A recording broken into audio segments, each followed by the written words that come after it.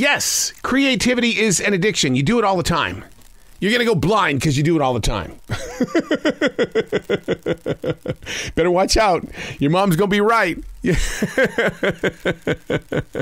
We need to come together as creative people, and we need to get this generation moving forward. There's a lot of people just sitting around. They're waiting for the next check. We got to get going. Because the generations that are going to follow us need us. They're calling us. I can hear it. I can feel it. I just know it in my heart that if we don't start moving, we're going to poison their presentation. And that's just not fair. Creativity is an addiction. It is also the... I was at a convenience store, and I just stood there going, look at all that buzz.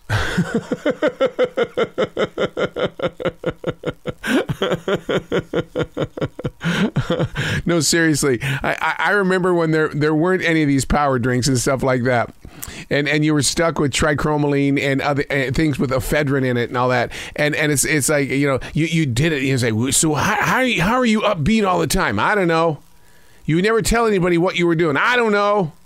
I just am. And then all of a sudden, here came Red Bull and Monster Drink, Jolt Drink, Powerized Mountain Dew, and all of a sudden your ritual was just walking around with that in your hand. And coffee, my God, my mom drank coffee and still drinks coffee like it's going out of style.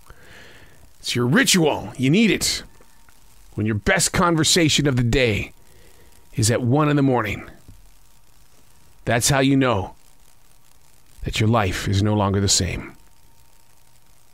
How has your life changed now that the COVID-19 seems to be that thing that we once did? And then we're going to reach a point just like 9/11 here in the States where it's like, did that really happen? Well, yeah, it did. We experienced it. I don't remember. But it did happen.